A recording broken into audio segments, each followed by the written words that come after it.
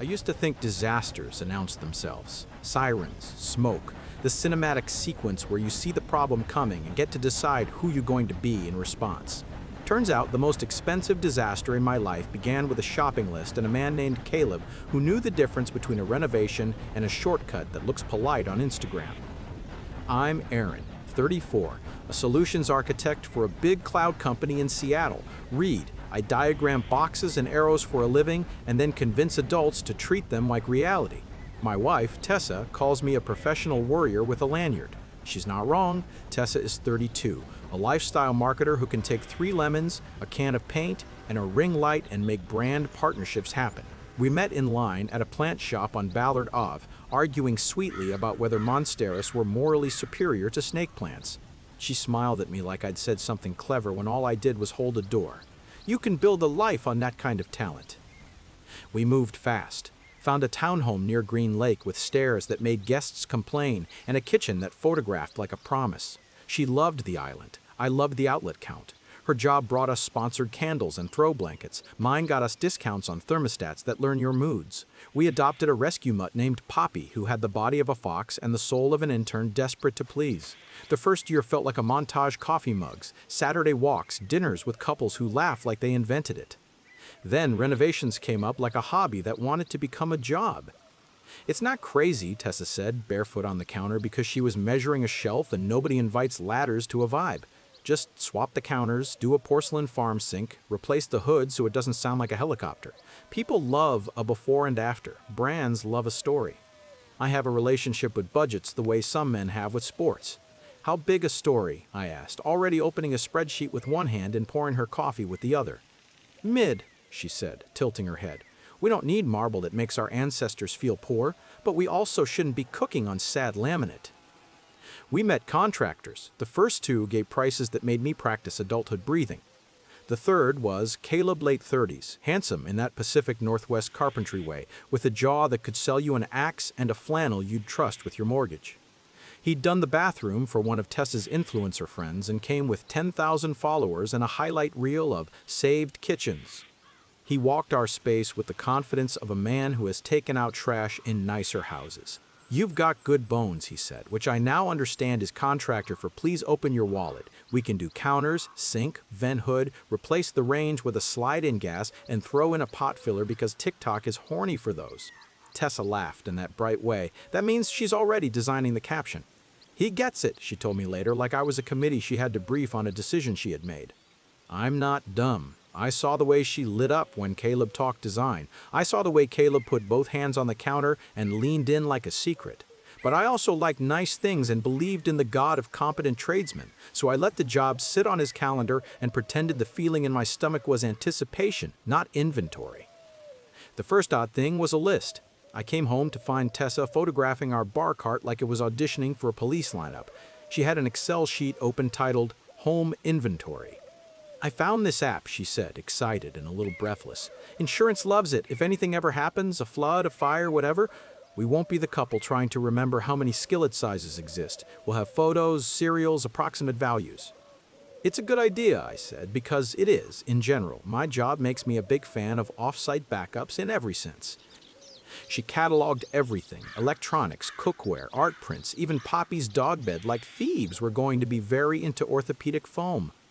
I helped for 20 minutes, then wandered to my office to write a design doc, because adulthood is mostly parallel processing. The second odd thing was the subpanel. Our electrician, a small man with opinions who called all smart devices fancy dumb things, ran a new line for the range and told me he couldn't sign off until the vent hood's dedicated 20 amp looked less creative. He asked where I wanted the emergency shutoff for gas. Tessa waved from the living room, already planning flat lays of cookware. Put it wherever Aaron likes to feel like a man. Caleb laughed, big and generous. He put the shutoff where you could reach it if a skillet caught wild. He also installed a Wi-Fi-enabled gas valve because Seattle loves an app. The brand had an API. I pretended I wasn't excited. The job finished. The kitchen looked like a catalog that had learned enough humility to be cooked in. We filmed the reveal. Tessa cried. Caleb put an arm around her like a man who takes responsibility for gravity, and I lifted Poppy into frame because dogs convert dopamine into engagement with a 1-to-1 ratio. The comments were an ocean of heart emojis and requests for links. Maybe that's all it would have been if Caleb had stayed a contractor instead of a text thread. Tessa is social. She trades favors and lunch recommendations like currency. Seeing her phone light with Caleb Range Height Q didn't set off alarms because men who install things check in. Then it was Caleb Empire Builder tickets. Then Caleb, you will die at this tile store. Then just Caleb. Her laugh deepened half a note when those notifications came in. When I teased her, should I be jealous of our kitchen? She kissed me long and said, "You're cute when you pretend to be 1950. Around then, our insurer started sending mailers about modernizing your coverage. Tessa left them stacked on the counter with the exact indifferent care I give to HOA newsletters.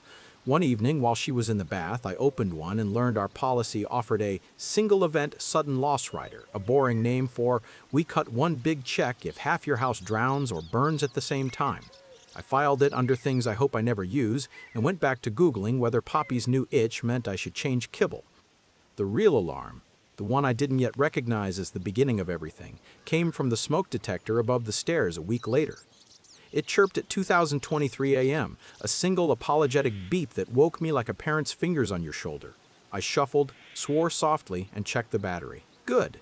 The app said sensor offline, a glitch. I toggled it back. At breakfast, Tessa asked if I'd finally bullied our house into loving me again. I made a joke and kissed her and fed the dog and drove to the office because sometimes I like real shoes. 2 days later, I got an alert on my phone in a meeting that made everyone think incorrectly that they were interesting.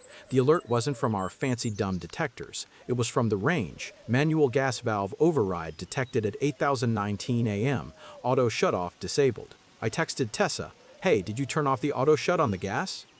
"No." "I'm at Pure for Pilates," she wrote. The little green dot under her name said, "Not on Wi-Fi.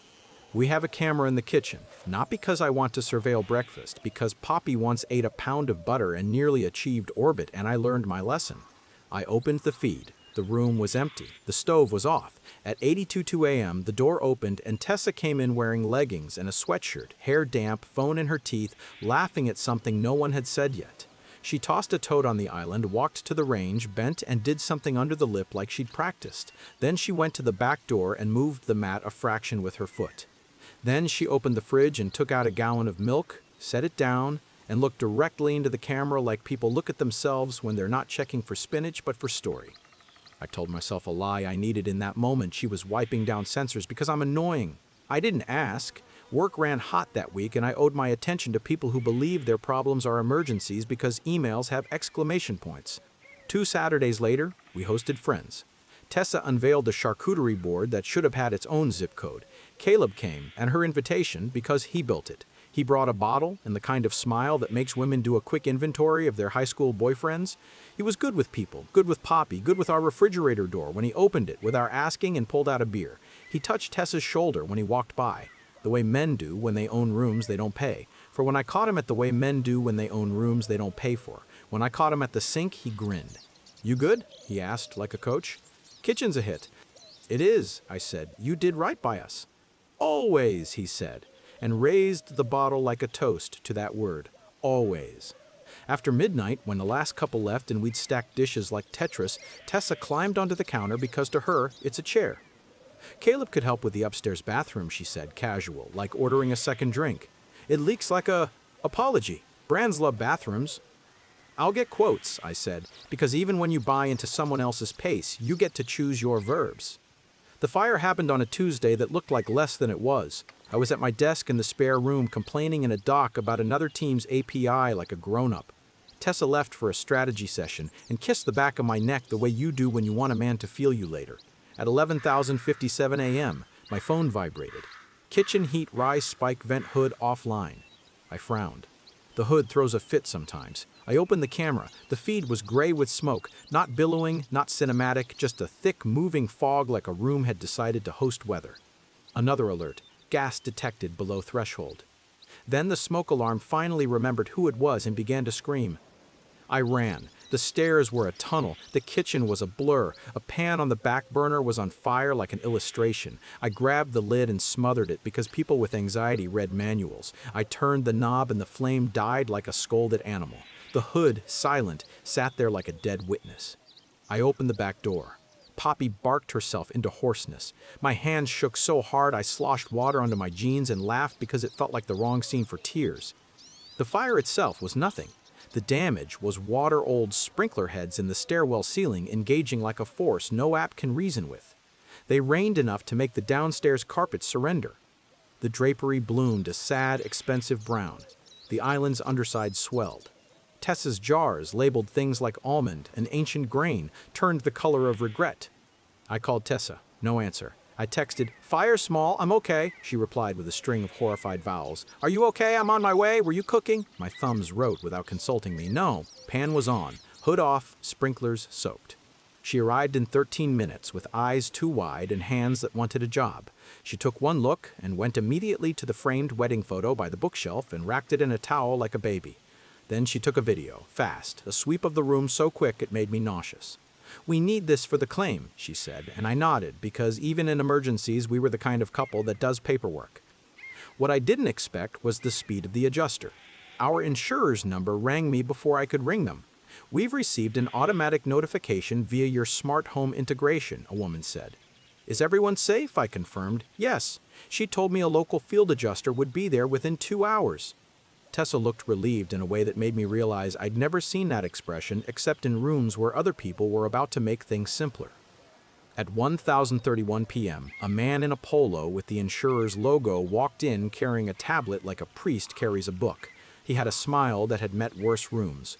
"I'm Ben," he said. "Sorry for the day." He toured the room, took photos, asked questions gently. "Which burner?" "Back." "Was the hood on?" "Supposed to be." "Anyone else have keys?" "Just us and the dog walker and the contractor." "Contractor's name?" "Caleb." Tessa flinched. "Microscopic. I saw it." Ben probably didn't. "We'll likely process this under the single event rider," Ben said. "Your inventory will help. Do you have photos of the items that were damaged? Serial numbers?" Tessa lit like electricity at the word. "Yes," she said, bright. "I have everything. I did the app." She produced the inventory like a magician reveals a dove. Ben looked impressed. "This saves everyone time," he said. "We'll still need to verify valuations, but you did homework."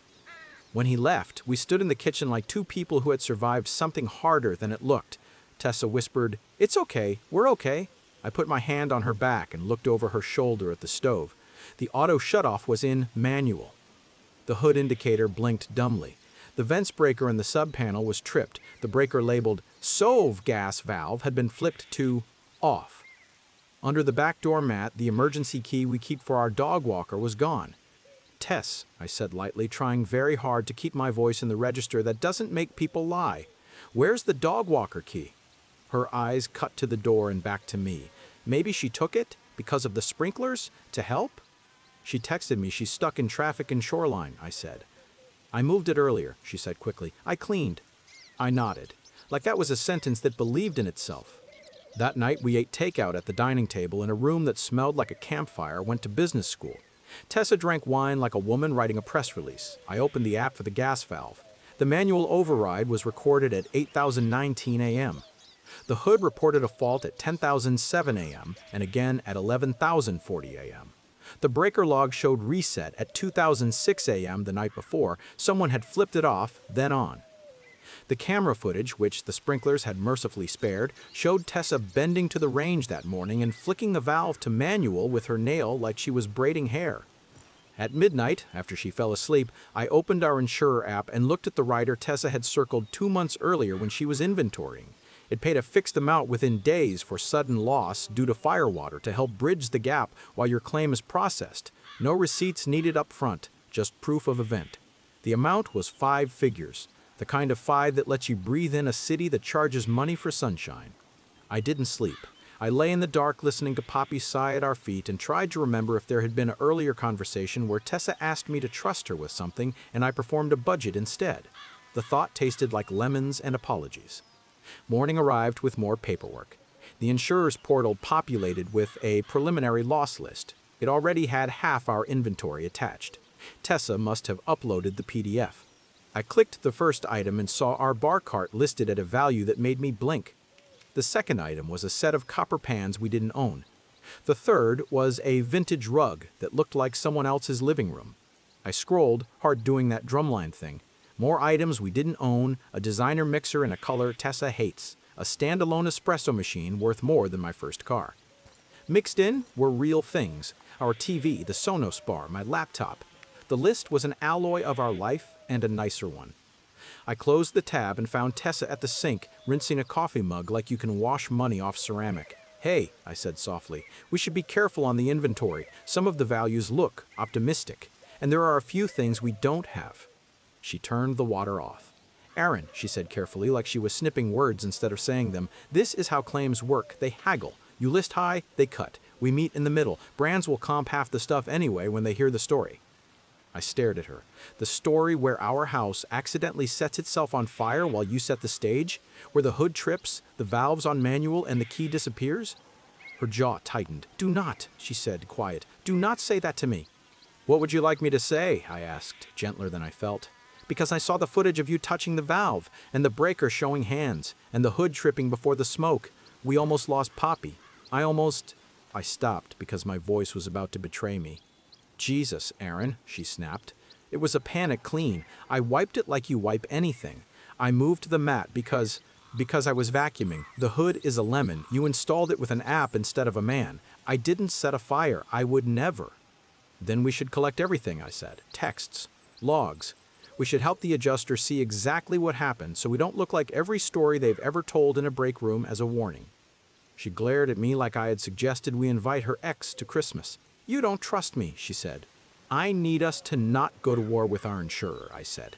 "You know what SIU means? Special Investigations Unit. They exist. They show up when lists look like wish lists and valves look like intentions." "God," she breathed. "You're going to make this a conference call, aren't you?" That afternoon, Ben returned with a partner, an older woman in a gray blazer with the vibe of a guidance counselor and the eyes of a person who can smell lies. She introduced herself as Dana from the home office. Dana asked if she could see the subpanel. She asked about the hood model. She asked when we last had the dog walker. She asked for access to our smart device logs. "It helps us correlate," she said, and managed to make the word sound like comfort. I'm not an idiot. I know consenting to share data with an insurer is consenting to someone reading your life like it's annotated, but I also know finding data for them is different from them subpoenaing it later when they've decided you're the villain. I printed what they asked for and blacked out things like the garage camera because I am not giving the world a front row seat to Aaron tries to find the right ratchet set at 11 p.m. Dana flipped through the packet with a practiced hand. She paused at the valve log, then at the breaker resets. When she got to the camera still that showed Tessa bending to the range, she traced the date with a pen and looked up. Not at Tessa, at me. "Who made this?" she asked. "I pulled it," I said. "We have a nest." "The upload survived the rain." She nodded. "Thank you," she said simply, like I had handed her a glass of water instead of a blade. They left us with dehumidifiers that sound like old men and a reassurance that the emergency check would arrive within 48 hours. Tessa exhaled and sagged into the sofa like a person who has decided to collapse for the evening and set courage back on the mantle for morning. I fed Poppy, walked her under a sky that had forgotten how to be September, and tried not to turn our life into an outline of a case inside my head. At 8:12 p.m., Caleb texted Tessa. "Heard about the fire. You ok?" She replied immediately. "We're fine. Scary. Love you for asking." The words "love you for asking" lodged in my ribs like a splinter I couldn't name yet. 10 minutes later, Caleb texted me a different sentence. "Hey man, need me to come by and check the hood install? I can make sure the cut didn't pinch a wire." "Appreciate it," I typed. "We're working with the insurer. Maybe wait until they bless next steps." He sent a thumbs up. The emoji felt like a stranger patting my shoulder at a funeral. The emergency check arrived the next morning. One of those instant payments insurers, like when they want you to feel held while they go do math, that might hate you later. The amount was obscene in a way that made me understand why people become crimes. Tessa stared at the screen like it had finally learned to love her the way she loves the world, instantly. "This will cover a lot," she said, voice reverent. "We can book that trip we canceled when IVF ate our spring." "We can also not," I said. "We can sit on it until they finish the claim." She looked at me like I had suggested we name a baby spreadsheet. "Sitting is for cows," she said, and I almost laughed because I love her even when she's insufferable. That afternoon, a white SUV with restoration on the side pulled up. Two men with moisture meters and a foreman with a clipboard started removing baseboards like they were pulling bad ideas out of a plan. Tessa hovered, taking photos, narrating in her head. I stayed out of the way and emailed a 4-page requirements doc to a team that thinks edge cases are hate speech. When the men left, Tessa sat on the floor and pulled a bank envelope out of a tote. She began dividing the emergency funds into piles contractor, temporary housing, wardrobe replacement. I watched the piles grow. It felt like watching someone play poker with rent money. "I'm moving some to my account," she said, not quite looking at me. "It's easier for brands to reimburse me there." "Move it back when you're done," I said. "Please." "Of course," she said easily, like that had always been the plan. At midnight, while she showered, her iPad pinged with a calendar reminder. Hood replacement. Wed 9 a.m. Caleb. The event had been created 3 days before the fire. I stared at the date until it stopped being numbers and became a temperature. Then I put the iPad down and stared at the ceiling until my jaw hurt. The next morning, Dana called. "I'm going to send our SIU team by tomorrow," she said, voice careful like handling a glass bowl.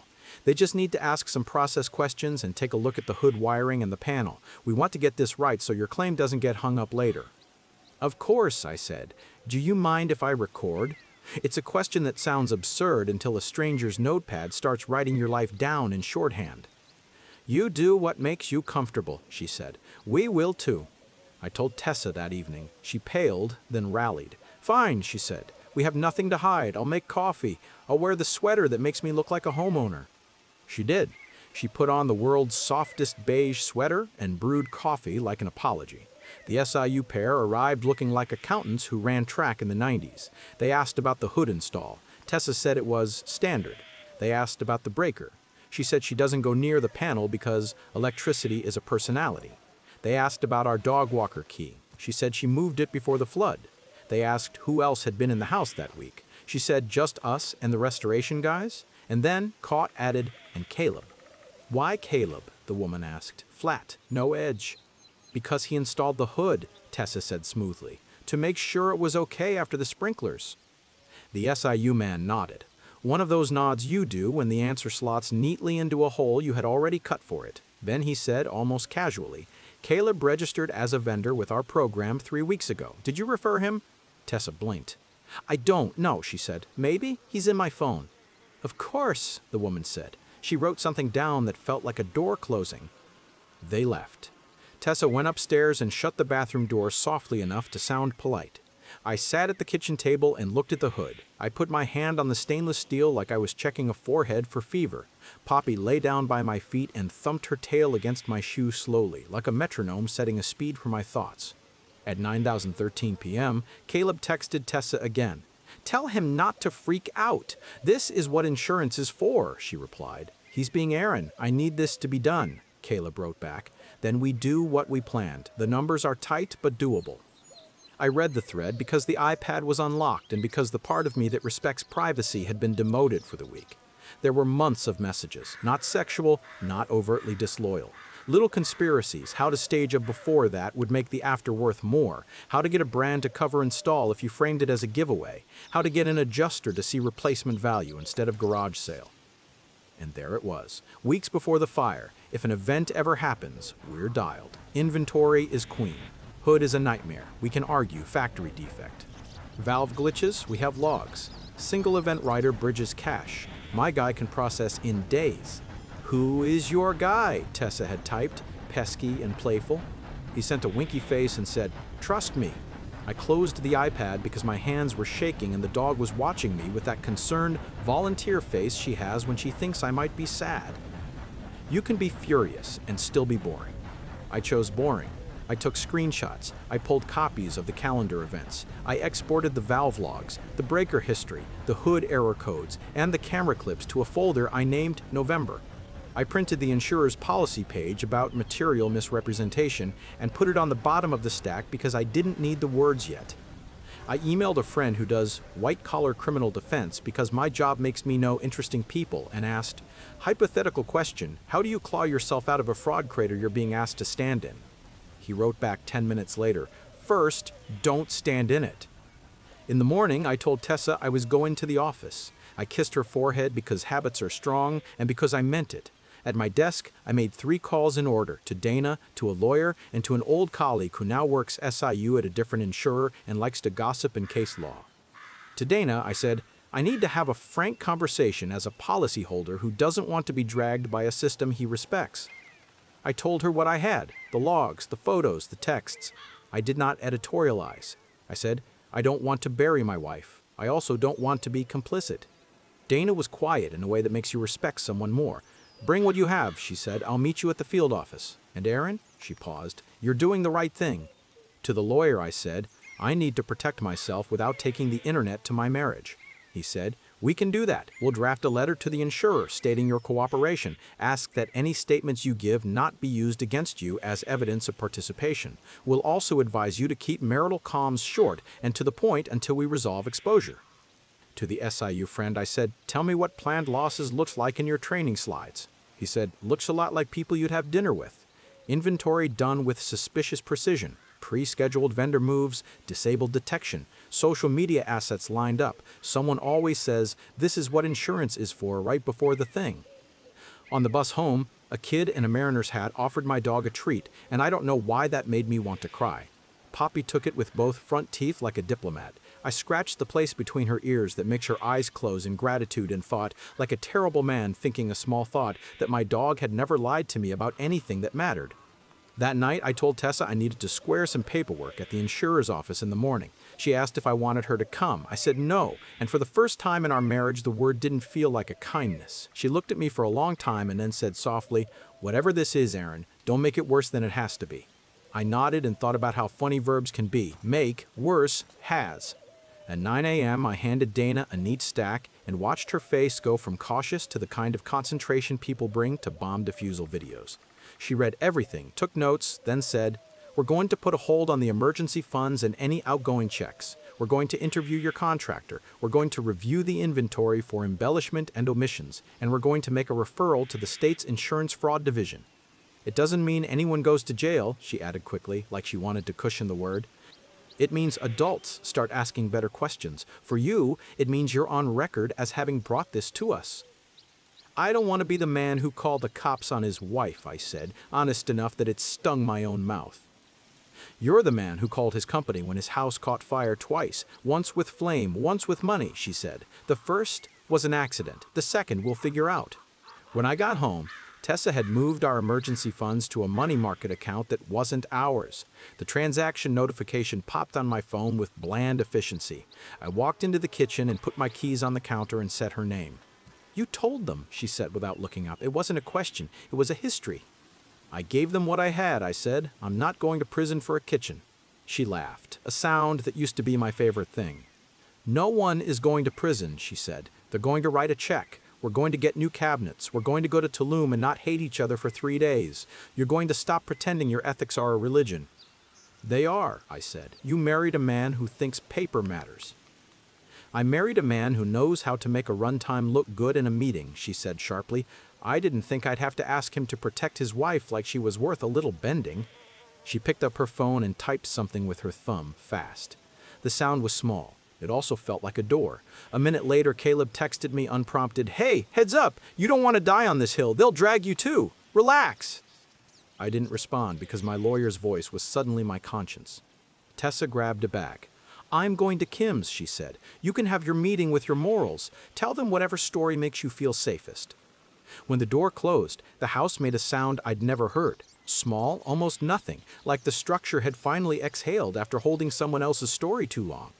I fed Poppy. I folded the throw blankets. Tessa's followers love like they were napkins after dinner. Then I did the thing that would make some people accuse me of being a narc and other people call me an adult. I emailed SIU to put in writing what we'd said out loud. I attached receipts. I signed my name. I closed my laptop. I sat on the floor with the dog and stared at a kitchen hood that had no idea it was now part of a file in a state office.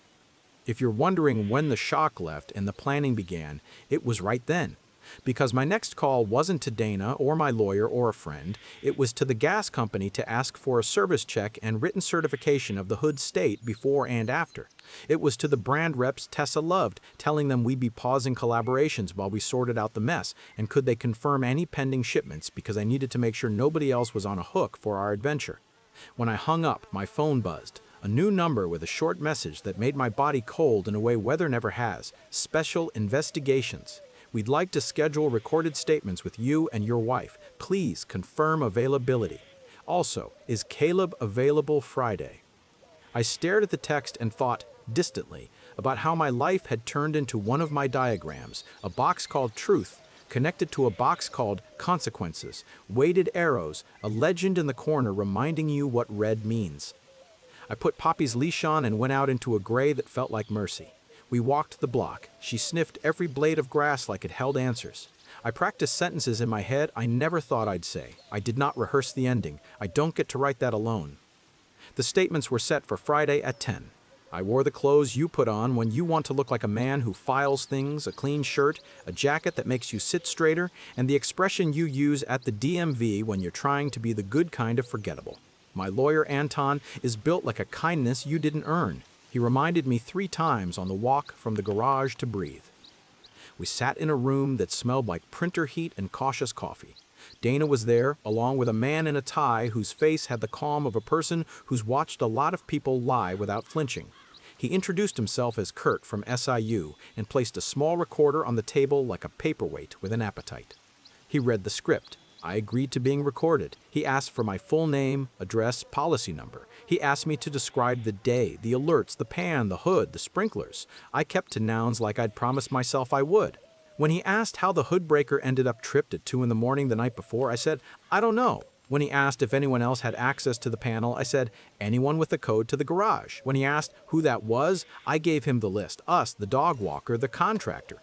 He asked if I'd ever discussed our rider with anyone other than Tessa. I said no. He asked if I'd reviewed the inventory before Tessa uploaded it. I said calmly, I have reviewed it after. He asked my opinion of its accuracy. My lawyer lifted a hand, small, and I said, I believe some items were valued higher than replacement cost. I did not say the words grift or wish list or you don't even drink espresso. He asked about Caleb. I said, he installed the hood and range. He texted to offer to check the wiring. He has our door code because he did work here. He was on a calendar appointment created before the fire for a hood replacement. Kurt's pen stopped moving at that last part. Created by whom? He asked. Tessa, I said. On her iPad, I have a screenshot. I slid the printed page across the table. Dana didn't smile. Her eyes did a small hardening thing that made me think of tempered glass. Would you be willing to provide your phone for a forensic copy of messaging and device logs relevant to this loss? Kurt asked. He glanced at Anton. Anton said, we'll allow an extraction limited to the week before and after the incident and any discussions with your contractor regarding the hood. You'll provide us with the scope and a copy of the image. Kurt nodded like he'd been handed the dessert menu he wanted. We finished. I signed something that said I'd been truthful and that they could use my words. As we stood, Dana said quietly, thank you for bringing the logs when you did. She didn't say the other sentence, the one that would have been easier to hear. This will protect you. She's a professional. She knows outcomes are just guesses until they're rulings. Tessa's statement was scheduled for noon. She texted at 11:38. Do they need me early? I was already out of the building and walking the block because the air felt like a thing you could chew. I typed, no, please just go. She didn't reply. Anton and I ate lunch at a place that smells like baked butter and adult decisions. He told me a story about a client who tried to help an investigation and nearly helped himself into charges. You did right, he said. You didn't accuse, you didn't editorialize. You showed the architecture and let their people decide whether it's a house or a stage. When I got home, Poppy and the dehumidifiers greeted me like competing orchestras. Tessa wasn't there. Her location dot showed a coffee shop on Stone Way. 2 hours later, she came in tight and bright, the way she gets when she's talking herself into a choice she already made. How'd your sermon go? She asked, dropping a toad in the chair like we were still staging our home for people who don't live here. They asked questions, I said. I answered them. They asked questions, she mimicked, then closed her eyes for a beat like she could make a trick disappear with lashes. They wanted my phone. I told them to pound sand. Kurt the cop tried to be soothing. Dana tried to be everyone's favorite aunt. I said, get a warrant because I'm not here to be bullied. It's a civil investigation, I said, gentle. They'll subpoena, not warrant, and then you'll give it to them, and they'll have a lot more questions because now it looks like you had something to hide. She laughed, one bark. You'd make a great improv coach, you know that? Yes, and please incriminate yourself. I didn't say the thing that wanted to come out, which was that refusing to share your phone isn't incriminating. Staging a fire for a check is. Instead, I asked the only question that still had a chance of saving any part of us. "Do you want to tell me anything before they tell me everything?" I asked, soft as I could make it. She looked at me for a long time, like I was a puzzle someone swapped the picture on halfway through. "This is what insurance is for," she said finally, flat. "This is how everyone does it in real life.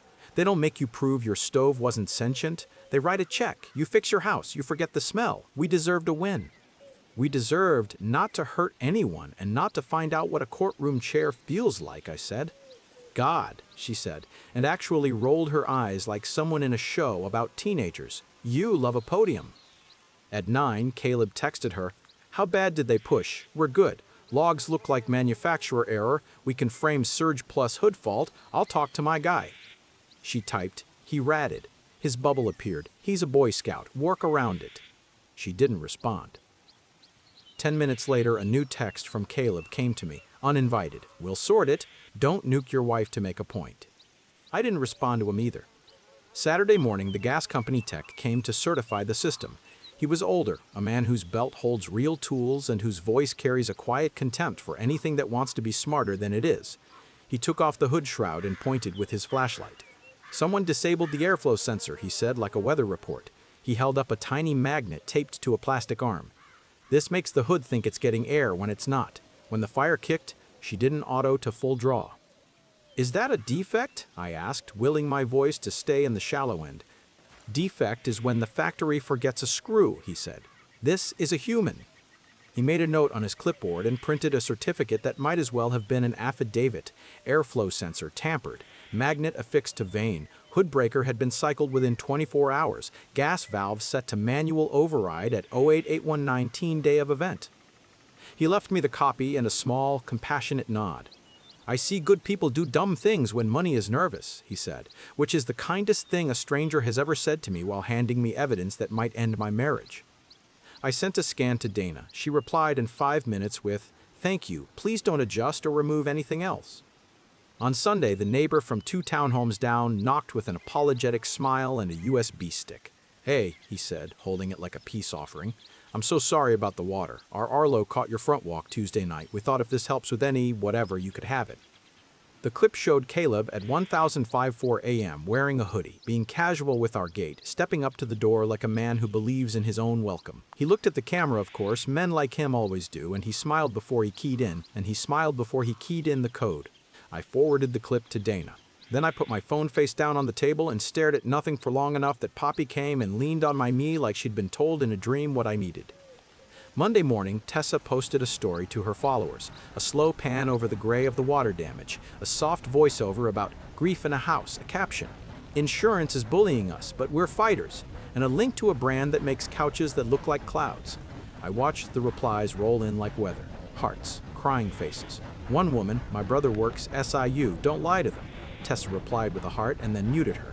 A brand DM'd offering a care package. She replied with 12 hearts. By noon, Dana called. "We've paused the claim and placed a fraud hold," she said. "The way surgeons say, we need to take you to another room now. We're forwarding to the state. I want you to be prepared for an investigator to call. We've also issued a recall on the emergency disbursement." She paused. "There's no good way to say this. I'm sorry." "What happens to me?" I asked, because even a careful man's stomach is just an animal. "You're our cooperating policyholder," she said. "Document that cooperation. Keep your counsel close. Don't be baited online. We'll pursue subrogation with any responsible parties. If the state pursues charges, they will decide who to name. Your posture makes a difference." An hour later, my bank app pinged. The emergency funds transfer Tessa made had been reversed by the issuing bank at the insurer's instruction. She texted me from upstairs where her posture was making dents in our guest bed. "Did you tell them to freeze my money?" I typed, "It's not our money, not yet." She replied with nothing for a long time. Then, "You ruined me." I stared at that and thought about how many women I've loved who mistake a mirror for a hammer. The investigator called the next morning from a number with a seal instead of a logo. He introduced himself as Adams, spoke in calm nodes, and asked if we'd be willing to meet at our home. "I prefer kitchens to offices," he said, which would have made me laugh last month. He arrived in a suit that has seen basements. He asked to see the panel, the hood, the magnet. He photographed silently. He asked me to walk him through our timeline, then asked if he could speak to Tessa. She came downstairs composed like a press event, wearing a sweater that translates to reasonable in any dialect. He asked if she'd placed the magnet. No, she said. He asked if she'd reversed the gas valve to manual. No. He asked if she'd reset the breaker the night before. I don't touch electricity, she said. He asked about Caleb. He's our contractor, she said. He checks things. He's helpful. He came after the fire. He played the neighbor clip on his phone. Her face didn't move. I don't know what that is, she said, and I watched a good liar try to remember being a better one.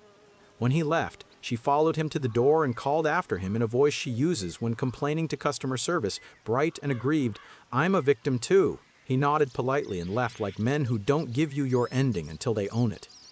By Friday, there were 3 new emails. One from the insurer formally denying the claim due to material misrepresentation, referring us to our policy language with a paragraph that writes like a parent, "This doesn't make us happy. It makes us obligated." One from the state with a polite list of items to preserve for potential criminal prosecution.